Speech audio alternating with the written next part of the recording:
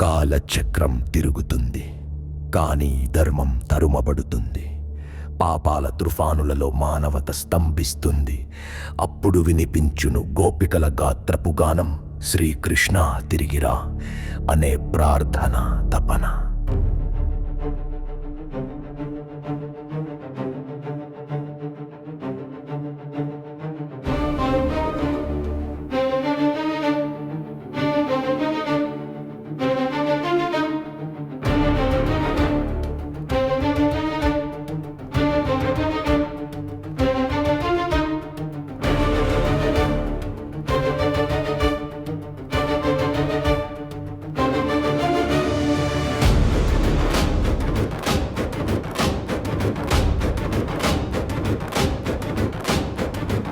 పెరిగిన లోకాలలో తెల్లవారే వెలుగు, సత్యయుగం తిరిగి పుట్టే శుభమౌన ఘడియలు. నవమోహన రూపములో భక్తుని హృదయములో వెలుగు, వేద వాక్యాలు మళ్ళీ పరిమళించే క్షణాలెన్నో. శంఖధ్వని వినిపించును అది భవిష్య ధర్మగీతి, పావన హస్తంతో శత్రువులను శాంతిగా ఎదుర్కొనే రూపం.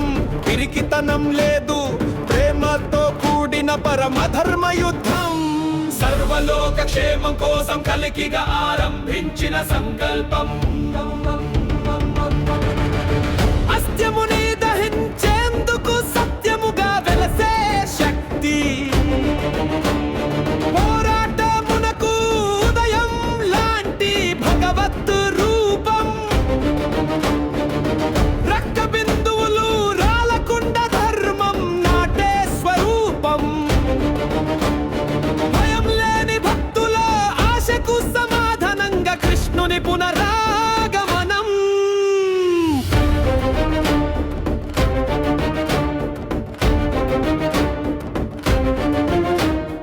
ఆయన వాగ్దానమేదో ధర్మ సంస్థాపనార్థయ, కాలమైన నన్ను ఆపలేదని చెప్పే గంభీర స్వరము. వారు మరచిన బాటలో ఆయన చూపు లాగుతుంది, సందేహాలలో కొట్టుపడే మనసుకు గమ్యం చూపు. కృష్ణుని పాదాల మాటలే భవిష్య పూజ బీజాలు.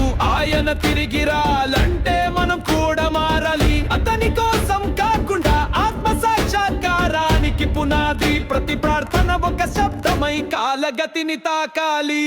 చీకటి పెరిగిన చోటే చైతన్యం పుడుతుంది. భక్తి బీజాలు మళ్ళీ కదలాలి. అదే నిశ్చయం కల్కిగా కృష్ణుడు రాగానే మారిపోతుంది తత్వగతి. స్వర సంకల్పం ఒక్కసారి నిశ్చయమైతే తిరుగులేదు. మానవుని లోపంలోనే దైవ లక్షణాల విత్తనం. ఆ విత్తనాన్ని పోషించేది కృష్ణుని దర్శనం. తాను తిరిగి రావటం అంటే మనం ఆహ్వానించగలగటం. ధర్మానికి గీతంలా మన జీవితం మారగటం. ఈ గాథ ముగింపు కాదు, యుగాల ప్రారంభ రాగం.